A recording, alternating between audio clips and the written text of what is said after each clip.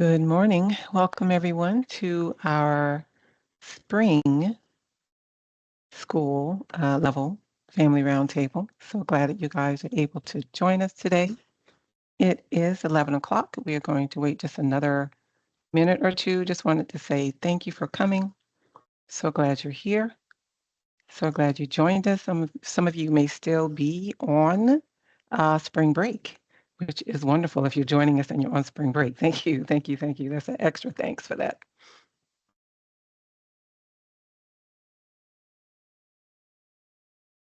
I am Cheryl Fitz, and here are your moderators for today. I am with the Office of Special Education Services, and if you've joined us in the past, you know that Leslie and I both have been here with Regina Thurman, who spearheaded all of these roundtable sessions for us. And Regina has retired.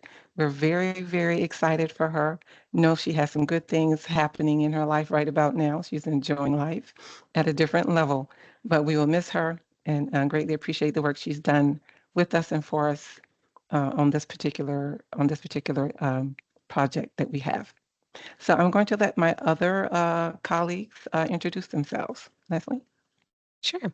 I'm Leslie Blows. I'm with the Office of Federal and State Accountability. I specifically work with Title I, 2, 4, 5, and I am your state contact for Title I parent and family engagement.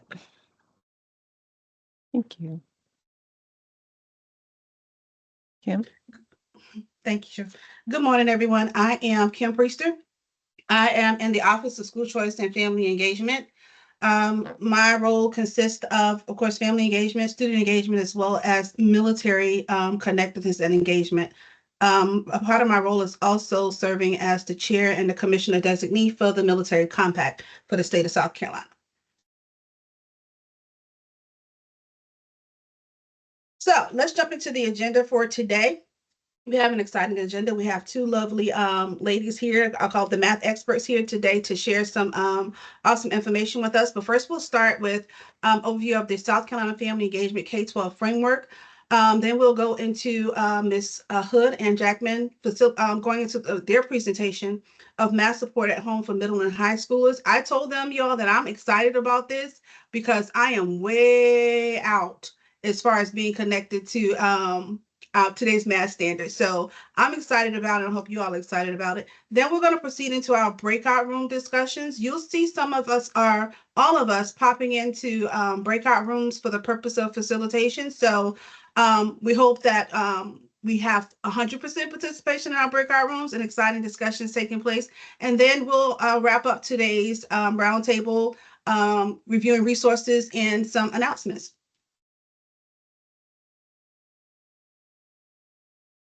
Now we're going to start talking about the linking families to learning outcomes, because that's why we're here, right? The South Carolina Family Engagement K-12 Framework Strategies for Success includes linking families to learning outcomes. And it also talks about collaborative practices, community partnerships, and other areas. But today, this is our focus. And we actually, I have a QR code here where you can actually access the full framework, as well as a link, because you guys will be receiving this presentation afterwards. There's a link to that framework, so you can take a deeper dive into that particular document. So let's think about, for a second, let's think about linking families to learning outcomes. What are we doing? What are you doing as a school? This quick self-assessment tool is actually part of that framework document. And so there are 11 questions, and just want you to think about how you would answer these.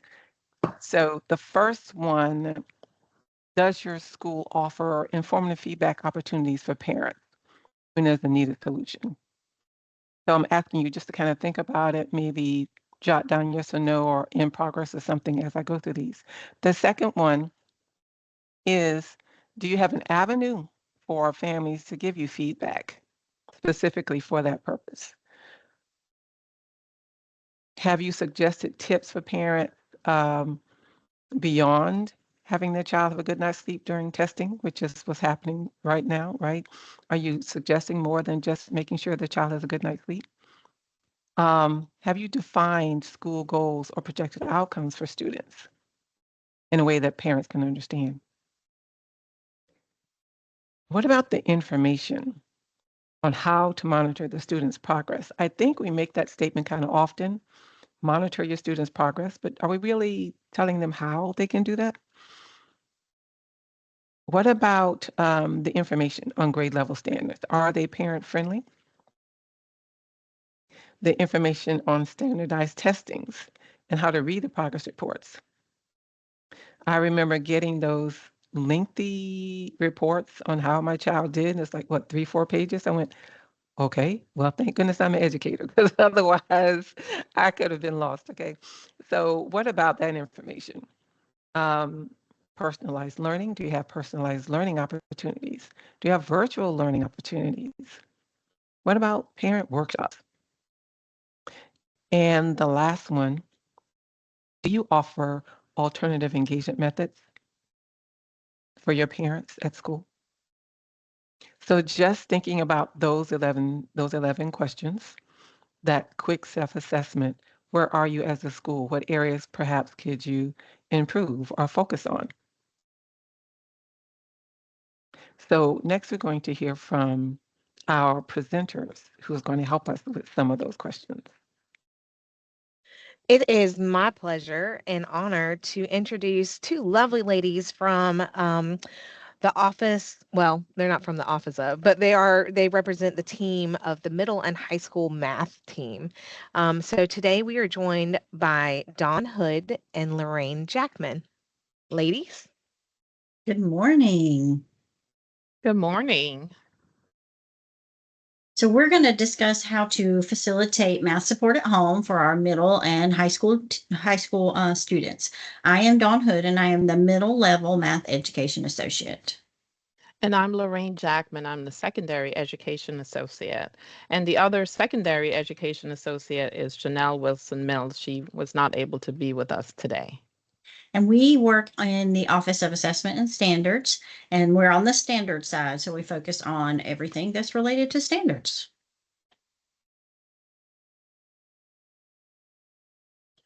Our agenda. Go ahead. You both wanted to talk. Okay. So our agenda for today, we're going to start off with talking about what's changed in the high school math courses, then look at our math pathways and how they've changed, because there's a lot of change there. Then some resources for families, and then any questions you have will be towards the end.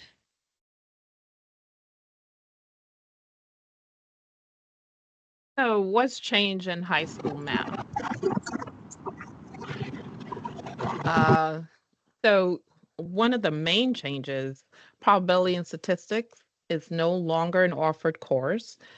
The probability concepts, even though it's not a separate course, it is separated among all the other courses, starting in kindergarten with statistics, and probability begins in 3rd grade.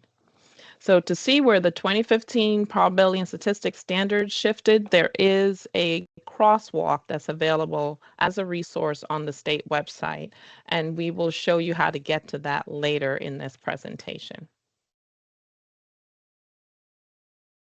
So there's now a shift from Algebra 1 being the first high school course to geometry with statistics as being the first course. And why was that done? Well, students will have the opportunity to use the skills learned from elementary and middle to concretely build a more solid foundation of mathematical concepts through visual representations before moving on to Algebra 1. So geometry with statistics is now a prerequisite for Algebra 1. The other great thing about this is that there's no lapse between Algebra 1 and Algebra 2. So students will be able to use what they learn in middle school to help make these justifications. So the family resources that we have, The NATSA site linked later in the Family Resources section has some activities for all students from middle on up.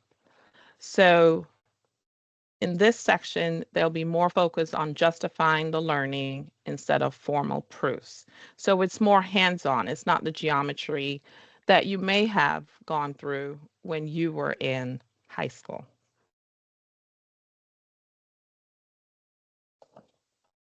So Algebra 2 with probability, this is also a required course if you're going to a four-year college and university.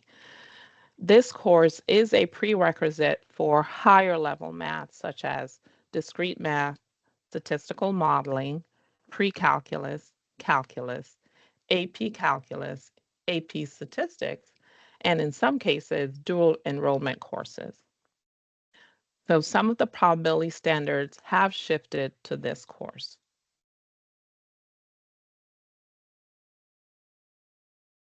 Statistical modeling is also a new course, and the prerequisite is Algebra 2 with probability. So this can satisfy one of the 4 credits requirement for four-year colleges or universities.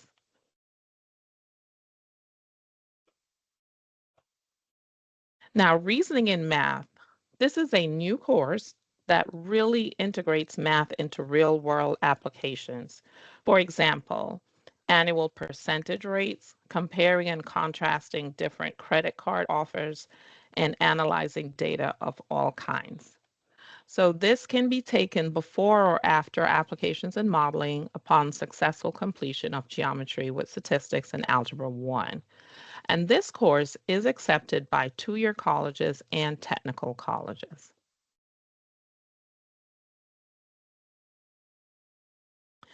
So applications and modeling is another new course that relates to the real world, expanding and reinforcing geometry with statistics and the Algebra 1 concepts. So for example, calculating and interpreting operating costs for a business, looking at scaling of blueprints, comparing various means of paying for an automobile, including leasing, purchasing by cash, and financing a goal. So this is closely aligned to the WIN assessment that is taken during the junior year. And just like the other course, it is accepted by two-year colleges and technical colleges. So let's talk about the math pathways. So the pathway begins with geometry with statistics for all students. And then from there, the next course will be Algebra 1. Just like in the past, Algebra 1 is the course that will be assessed with the end of course examination program. From there, depending on what they're planning on doing after high school, they can either go on the four-year college pathway. So looking at the top, the next course that they will take would be Algebra 2 with probability. And then in order to satisfy their 4-course requirement, they can take either pre-calculus, statistical modeling, discrete math, AP statistics, dual enrollment, or even in some cases, some students are able to get to calculus or AP calculus. Now, if a student does not want to go to a four-year college, or they're going directly into a career, two-year college or technical college, after they complete geometry with statistics, Algebra 1, then they can take in either order applications and modeling, reasoning, and math. And those courses will satisfy their 4-year requirement, 4-credit requirement for high school.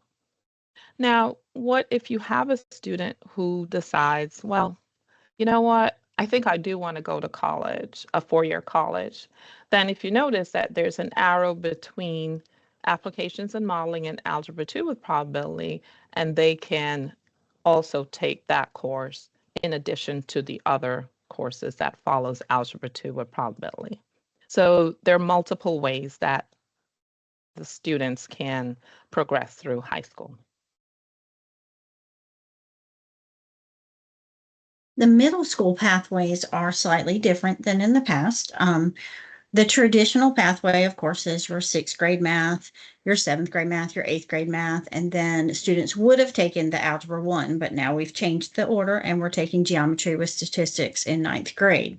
We do have a compacted program for our accelerated students, our gifted and honors students, where they will still take regular sixth grade math the way that everybody else takes it. But then there's an option for a seventh and eighth grade compacted course where they will learn all of the seventh grade indicators and then about half of the eighth grade indicators that go along with those. And that would be in their seventh grade year. And then in their eighth grade year, they would take the rest of those eighth grade indicators and they are compacted in with the geometry with statistics. So that they are taking that geometry with statistics in eighth grade and they would get high school credit for that course, even though there's those eighth grade indicators mixed in. Most of those eighth grade indicators in that compacted with geometry course, though, are the geometry would be extensions of those eighth grade indicators. So there's not a lot of new eighth grade indicators there. So they're really learning the geometry with a couple of eighth grade things sprinkled in. And then students would be eligible to take Algebra 1 in ninth grade. And they would end up with 5 high school math credits following that pathway.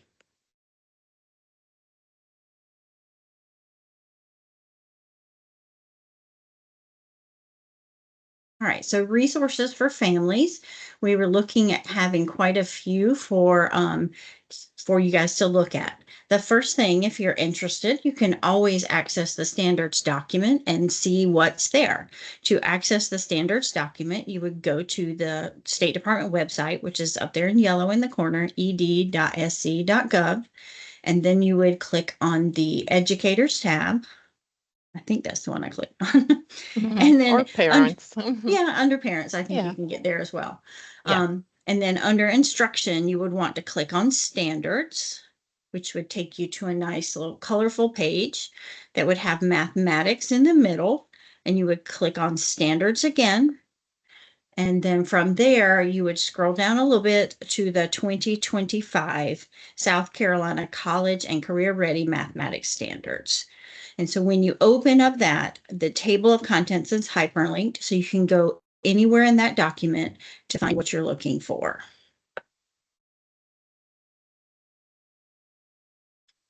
All right. The middle school course entrance statements. Now, every course, every grade level has a course entrance statement. And within those course entrance statements, you can see what is covered for K-8. It specifically states what's covered in each strand. So it gives you what they're doing in the data, probability, and statistical reasoning strand, in measurement, geometry, and statistical reasoning, and numerical reasoning, and then patterns, algebraic and I can't even talk now, functional reasoning. Functional reasoning. So within those little paragraphs, you can see some of the things that are new, some of the things that they will expand on that they've already learned, or maybe where they're going with this from sixth grade beyond, or from one grade to another. So it kind of gives you a little bit more information. And these really were designed not just for teachers, but for all stakeholders to look at. So for parents, for principals, for anyone that is working with those particular grade level students. And it gives you a nice overview of what they're going to be learning that year.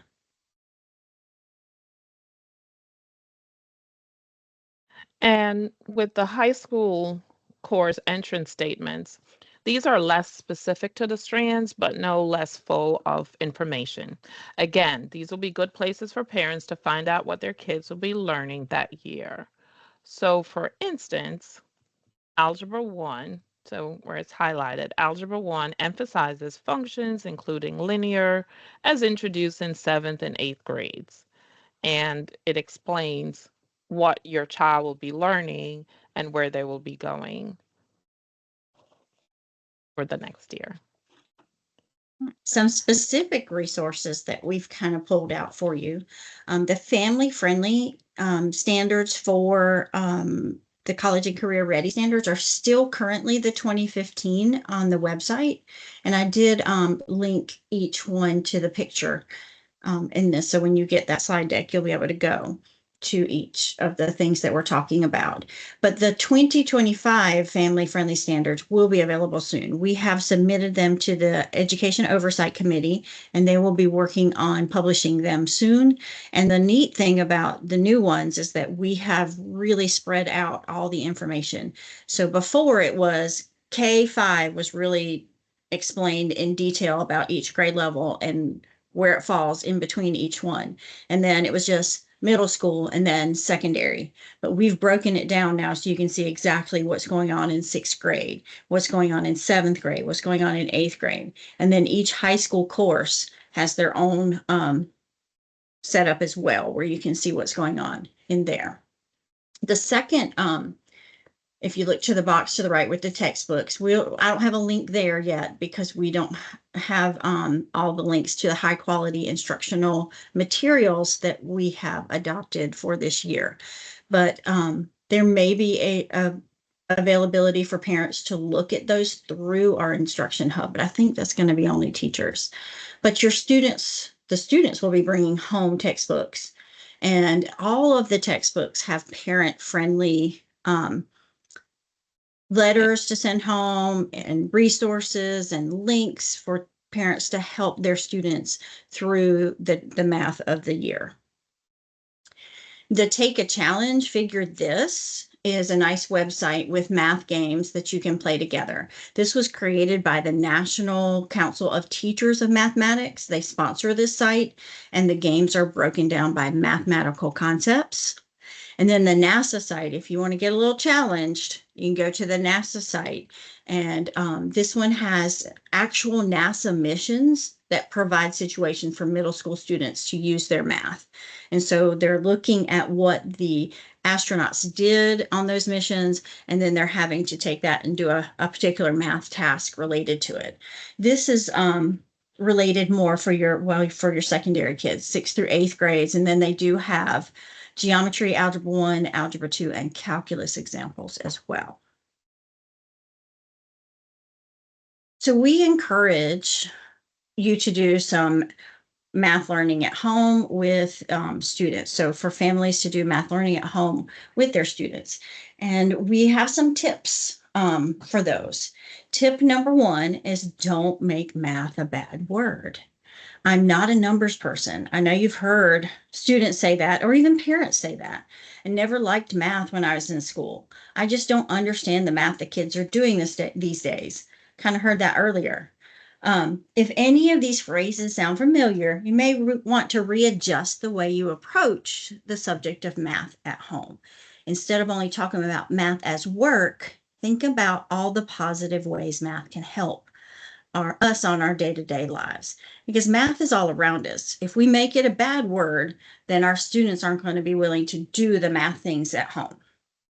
Tip number 2, find math in your daily life. To find new math learning opportunities for you or your child, look no further than your everyday at home routine. Think about all the math you do every day without even thinking about it. Like when you're cooking or baking, working on a home project, calculating the time until your favorite TV show comes on. Although we have streaming now, so some of us don't have to calculate, do we? If you're out shopping and you want to calculate the discount, or just determine how much you're going to pay for the apples that you want to buy, how much per pound. The opportunities are endless. And now all you have to do is make sure that the children get involved with these daily calculations. Make it something that they will do on a daily basis. And then math doesn't become a bad word at home. Tip number 3 is to set up a family math night. Does your family love a good game night? Play some math games. There's a lot of math games out there that don't necessarily include a bunch of numbers. It could be strategy games. It could be things around trivia. It could be chess. Chess is a really good strategy game that really does involve some math strategy, some problem solving, some thinkings. There are math puzzles out there like Sudoku, where you have to figure out what numbers go in the box 1 through 9, and you never repeat them in the same row. It's challenging. I like to do those. Dominoes is another fun game. You're doing math, but you're not really calculating anything. Although there are ways to play dominoes where you can calculate. You can just do the matching pieces. I like another board game called cribbage. I don't know how many people play cribbage at home, but that's, calculating points based on what you have in your hand. And I just Tip want number to add also too, before you go to tip number 4, that is, you can also play the game of life, where at the very yes. beginning they get to choose whether or not they want to go directly to college or into a career. So that's always a really fun game. And there's lots of math involved in that one. Monopoly is another good one too, where they have to calculate money and keep up with all the amounts that they're having to pay in and out. Tip 4, take breaks. If you're helping your child with math homework, it's important to prioritize healthy brain breaks to keep their mind sharp and motivation high. At regular intervals, take a quick 5-minute break together and talk about something other than homework. Get up and stretch, whatever works for you. Make sure to plan for breaks ahead of time to keep your child from getting overwhelmed. Even in secondary, we don't want kids sitting for like hours on end doing their math homework because they're really not being very productive. But after about 30 minutes or so, give them a 5-minute break. Make them take a 5-minute break, even if it's just talking to you about something. And then let them get back to it, and their brain will refresh and it'll get them actually through it probably a lot faster than just sitting there through the whole thing. All right. So here we are at the questions. I feel like we flew through that. Are there any questions from you all about our presentation?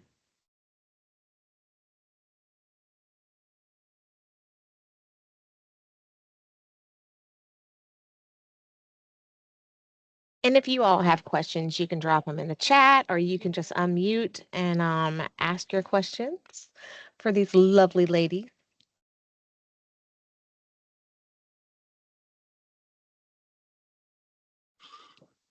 So, guys, it's my understanding that the changes you shared today will be in effect this coming school year. Correct. Correct. Okay. Is there anything that we can do to prepare our families for this change? Any suggestions? Other than maybe looking at those course entrance statements to see what's changing within the grade level that they will be responsible for in the next year. So what grade are they going into? If they're going into 6th grade, what's going on in 6th grade? And it does explain the changes that are happening in those grade levels. So that would probably be the best way for parents to get them prepared for the changes and not stress. The changes are not for it's not bad. They're actually better. The standards are more in depth, so teachers will be able to spend more time on particular standards and indicators instead of feeling like they're rushed through everything. And also too, because geometry is coming first, it's not a tested course. So they'll have enough time by the time it is being tested in Algebra 1. The students will have more hands-on, more depth to bring to Algebra 1, and they will be more successful.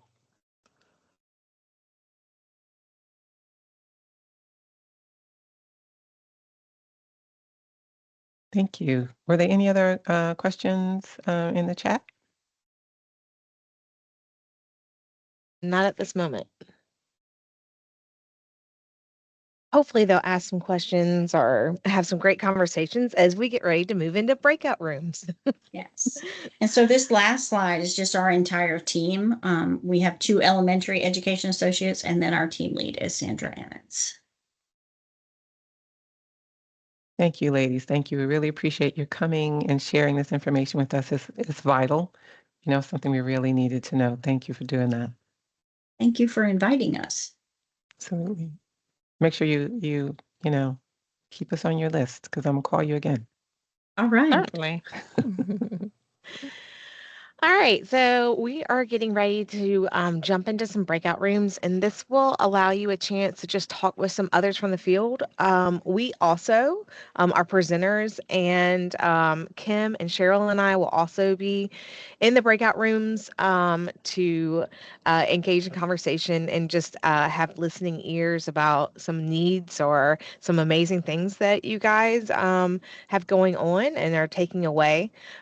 So, we have two questions that we would love for you to focus on as we head into the breakout rooms. The first question is, what have you found most effective in communicating learning strategies with parents? And then the second question is, how can what we heard or learned today assist our efforts in supporting families? And I have dropped both of those questions into the chat for us. Um, so take a quick glance at them again. I'm going to get our breakout rooms ready, and then you guys will be sent away in just a few minutes. Welcome back, y'all. I hope that you had amazing conversations in your breakout rooms. So now I would love for you to share out what you heard. If there's something that really resonated with you from the presentation, if you heard something amazing that somebody else shared, this is the time for you to unmute and share that out with us.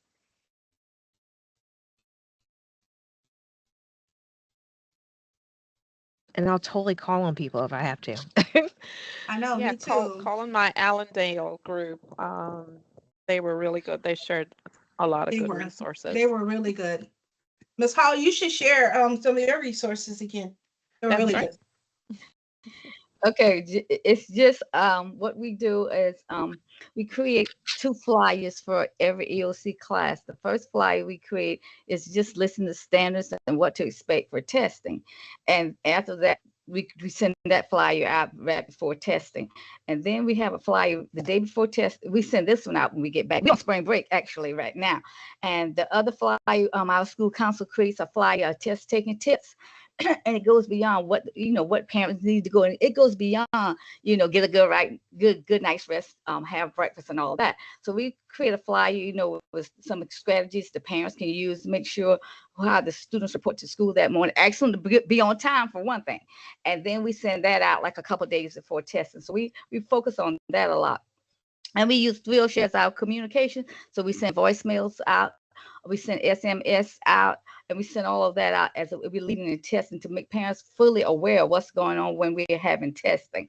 But one thing I said based on the presentation today, once we complete all our testing, we're going to send out an end of year flyer for parents, introducing the new math pathway that's upcoming for the new school year, and then doing parent orientation. We'll focus on the interest standards, introducing them to parents and friendly user terms, and have a flyer for parents during that time so they can ask any questions, they can study them, and all of that. And I said anytime we have parent meetings, we kind of focus on grade level stuff. If something's going on in Algebra 1, we have a group that can meet for the Algebra 1 group, and we do that for all grade levels. And we have grade levels meetings throughout the years where anytime anything's upcoming, changing, we are able to introduce it to our parents and have them provide feedback at that time. Awesome.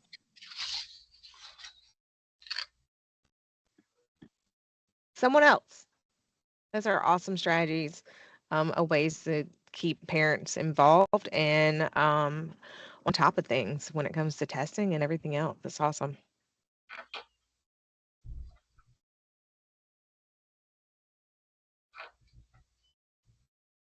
Do I have somebody from breakout room 1 or 2 that would love to share?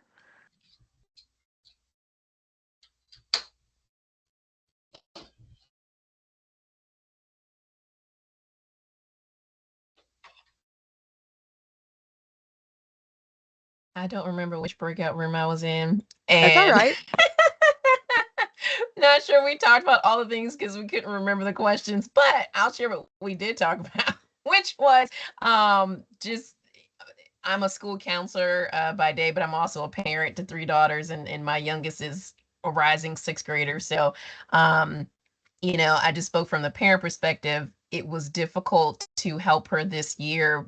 And when I would ask, what can I do at home, for some of these kind of challenging concepts, I was really met with like, oh, we'll handle it in class, it's fine. But I felt really powerless as a parent to be able to help because I know how to do math the way I learned it in school, but I could not do that with her because we were told not to teach it the way we learned. So I just said from an educator's point of view, um, it it has and I'm at a virtual school, our teachers, and I'm also at high school, so that's a little different, but our teachers do make videos for our families and our students. And so if they're comfortable with being on camera, this can work for anybody. But I feel like those personalized videos really can help families to feel more confident helping their student. And it can help the student as well, obviously. So just more videos would be helpful. That way you can watch it anytime. You can go back and rewatch. So just a little tip there. Yeah, absolutely. For like any concept, also for those students that are out for the day, to be able to catch up and especially when you're in the middle levels and the high school levels and there's not you're on to the next topic the next day. So I think videos are an awesome resource. Anybody else?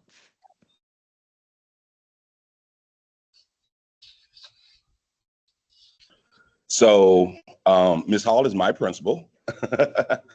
So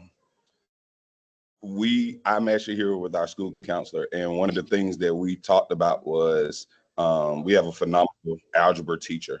And one of the things that we were thinking about and we discussed in our session was doing homework with parents. And probably having them, because as the last person said, excuse me, the way that we did it is not the same way that it's done now. And a lot of things are told, don't do it like that. So almost having like muffins in math or something, we'll come up with a name, but to have it where parents can come in, because as we shared in our session, math can sometimes be scary. So to have them to be a little bit more comfortable and understand the whole trajectory of what our students are going through, and letting them be more comfortable, even to contact the teacher and say, hey, look, I don't understand this. So that's some of what we talked about. So that's some ideas. Ms. Hall, we'll talk about it when we get off spring break. Yes, we will. Thanks. Thank you all for being dedicated and being here on spring break. That's an awesome idea. I know that in Lexington 1, they do something like that at the elementary level, which, parent and family engagement at the elementary level is so much easier, right? Than when it gets to middle and high school. But they do something like that and they actually go into their child's classroom as they're doing the math work, kind of like a hand-on-hand kind of situation. But I love that idea. That's great. All right. We'll keep the ball rolling.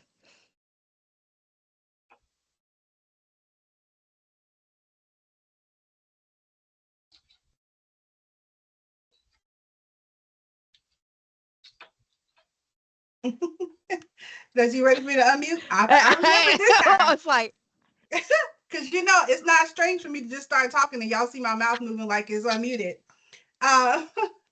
We had a great breakout session, and so we're going to now roll into wrapping it up and going over some resources and a few announcements for you all. Of course, I told you my part of my work is military connectedness and engagement. Here on your screen, you'll see MSEC, which is the Military Child Education Coalition. MSEC, we collaborate with MSEC a lot to conduct military trainings that fall from the same presentation and training that you received here. They house the same resources on math. It could be reading, how to help your student adjust to standards in new states, what agency you should contact to assist your child in their adjusting academically. So MSEC has a plethora of resources and presentations and trainings that you can feel free to go on the site and utilize. Those resources are free resources to use. But of course, their goal is the same as the Department of Education's goal, which is to ensure that when our military students move from point A to point B, that they do so without struggle, that the transition is seamless for them, and that we do what is necessary and possible to ensure that they matriculate through our educational system in South Carolina smoothly and graduate on time. So we share that those goals.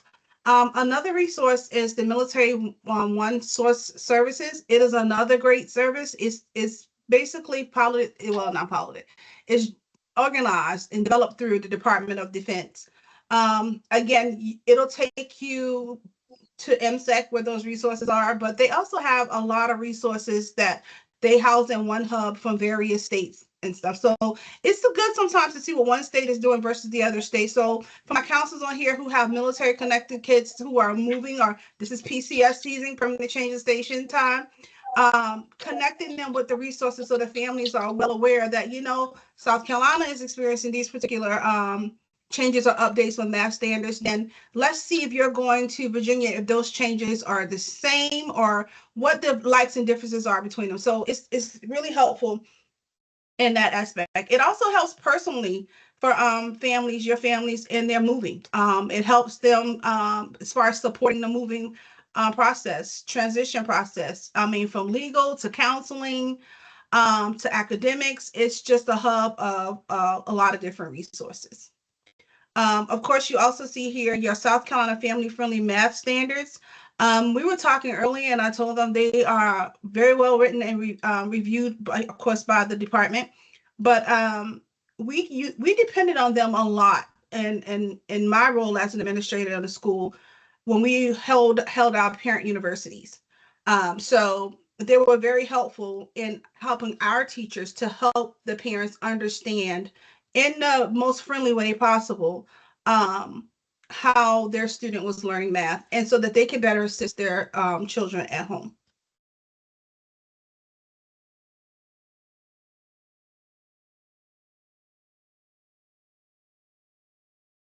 Sure.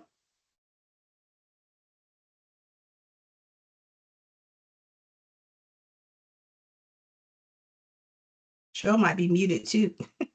I'm muted. I'm sorry. Just call me away. So thank you, Kim. You're welcome, dear. Yes, so I just wanted to share some family resources for students, for family resources who have students with dyscalculia.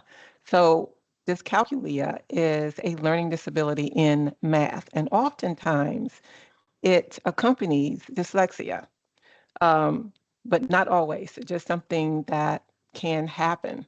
So students are struggling in this particular area. They would have issues related to recognizing the same math problem when the numbers are switched. It could be the same numbers, but if it's a different order, that or the symbols, go from one direction to the other, it's difficult for them to notice the change, understand the change, and make that quick assessment of what just happened.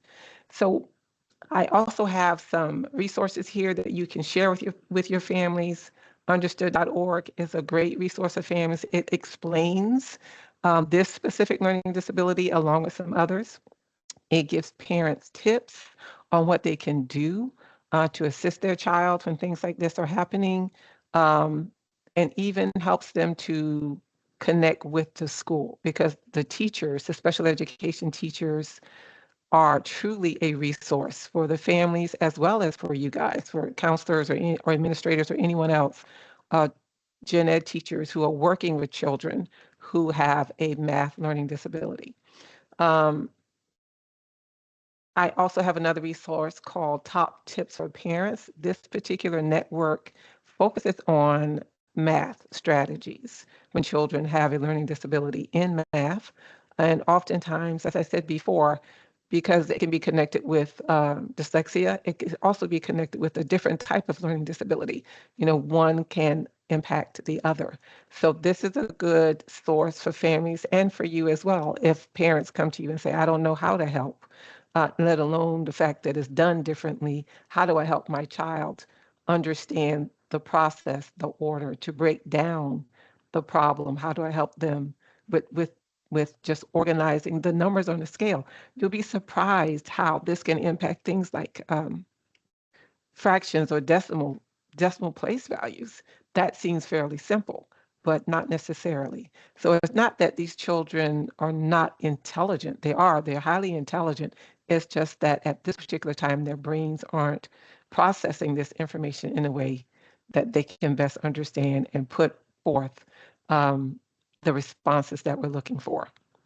So these are just some things I wanted to share with you guys, and feel free to connect with me or anyone else if you have more questions related to students with disabilities and learning math. So we want to invite you guys to subscribe to our listserv, Parent Community Engagement Listserv. If you have not subscribed already, please do so. Here is a QR code that you can do that.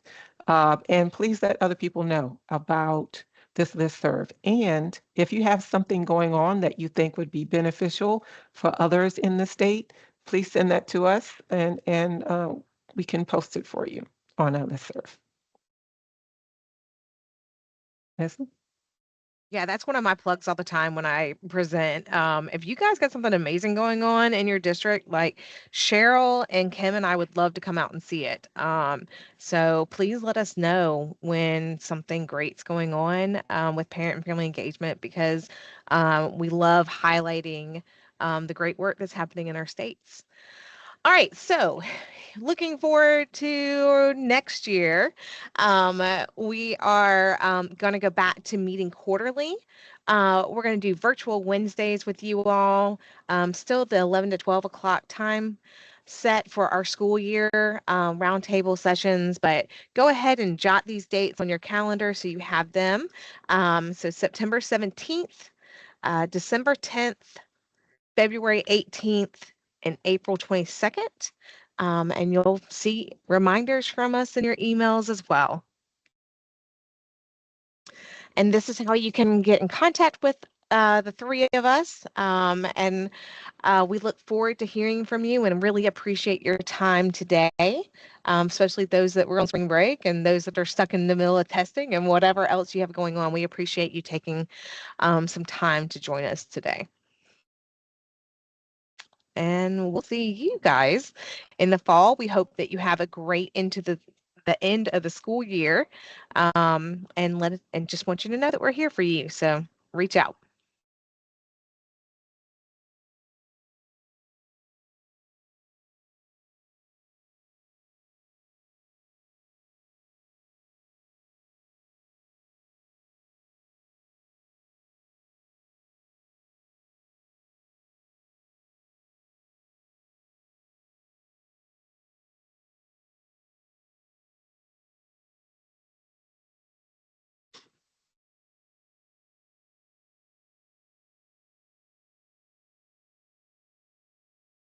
Great job, y'all. There I go talking again on mute. Okay, I think we're good.